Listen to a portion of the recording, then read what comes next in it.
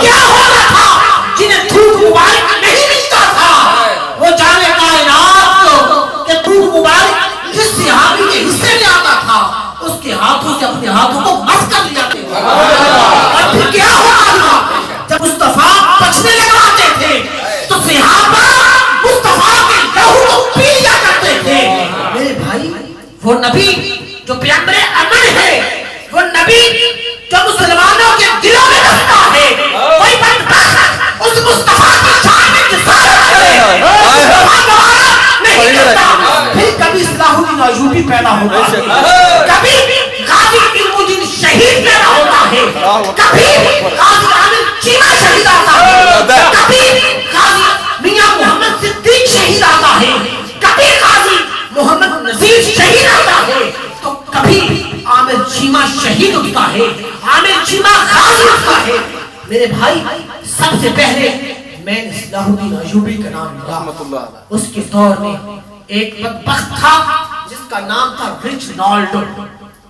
وہ حاجیوں کو لوٹا کرتا تھا. تو ایک بار اس نے قافلے والوں کو لوٹنے کے لیے بہت بڑی فوج تیار کی، ان کو لوٹ لیا. اور پھر اس بدبخت نے ایک جملہ کہا تھا جو آج بھی ہر عاشق رسول کے دل پر خنجر بن کر نکلتا ہے. وہ جملہ یہ تھا کہ تم بلاؤ اپنے محمد کو، وہ تمہاری مدد کرے. اور پھر اس بدبخت نے ایک بار مدینہ شریف پر چڑھائی کرنے کے لیے فوج کو تیار کیا. تو صلاح الدین ایوبی اس نے یہ عہد کیا تھا کہ مولا زندگی دینا تیرا کام ہے، پر تیرے محبوب کی اس گستاخ کی گردن کو اتارنا صلاح الدین ایوبی. اللہ اکبر اللہ. خدا بزرگ کو پتھر نے صلاح الدین ایوبی کو زندگی دی. اس نے یورپ کو فتح کیا، یورپ کے سارے ملکوں کے بادشاہوں کو اس نے گرفتار کیا، ایک لائن میں کھڑا کیا. کھڑا کرنے کے بعد اس نے ایک ایک بادشاہ کو ایک ایک گلاس پانی کا دیا. جب رچنالڈو کی باری آئی تو اس نے پانی نہیں دیا. تو وہاں پر یوروشلم کا بادشاہ ہم فرے کھڑا تھا. اس نے آدھا گلاس پانی پیا اور آدھا گلاس اس بدبخت رچنالڈو کو پیش کیا. تو صلاح الدین ایوبی نے فوراً کہا تھا کہ میں تجھے پانی نہیں دے رہا، تیرا یہ دوسرا بدبخت ساتھی تجھے پانی دے رہا ہے. مسلمان کی شان تو یہ ہے جب وہ کسی کو پانی پلا دے پھر اس کو قتل نہیں کرتا. قسم خدا تو نے کہا تھا بلا اپنے مصطفیٰ کو، بلا اپنے محمد کو. آج محمد کا غلام تیرے سامنے کھڑا ہے، آج محمد کا غلام تیری گردن کو اتارے گا.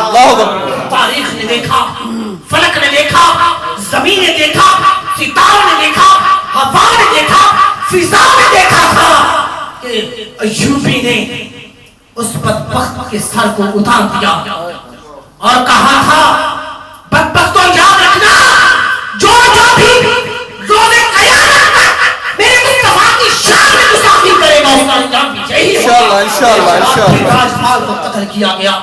پھر بہت سے ہندوؤں کو، عیسائیوں کو، کافروں کو جنہوں نے مصطفیٰ کی شان میں مثال دی تھی ان کو چن چن کر قتل کیا گیا. آج ہم عہد کرتے ہیں لعنت ہے ہماری زندگی پر اگر ہماری زندگیوں میں وہ بدبخت ہمیں مل جائیں اور ہم انہیں قتل نہ کریں. ہم عہد کرتے ہیں کہ حضور جان کائنات سرور شفیع محشر نور مجسم صلی اللہ علیہ وآلہ وسلم کی شان میں کوئی بدبخت حلقہ سے رائی کرے گا، اگر زبان سے بولے گا تو ہم اس کی زبان نوچ کر کتوں کے ہاتھ میں پھینک دیں گے. اگر کوئی ہاتھ مصطفیٰ کے سر حکومت کی جانب بڑھائے گا تو ہم ہاتھوں کو کاٹ دیں گے. اگر کوئی مصطفیٰ کی شان میں کچھ بھی کسی انداز کے ساتھ بھی حلقہ سے رائی کرے گا، لعنت ہے ہماری زندگیوں پر، ہمارے ہوتے ہوئے وہ زندہ بچائے. میرے بھائیوں ہم حکومت پاکستان کو خراج تحسین پیش کرتے ہیں. ان کے خفیہ معاملات جیسے بھی تھے انہوں نے پوری قوم کو ساتھ لیا اور یوم عشق مصطفیٰ صلی اللہ علیہ وسلم کا اعلان کیا. آج پورے ممالک اس بات کا عہد کر رہے ہیں کہ ہم اپنی زندگیوں میں حضور کی گستاخی کو برداشت نہیں کریں گے. انہی کلمات کے ساتھ میں نعت رسول مقبول کی دعوت دے رہا ہوں. جناب الحاج عبدالرؤوف بھٹی صاحب.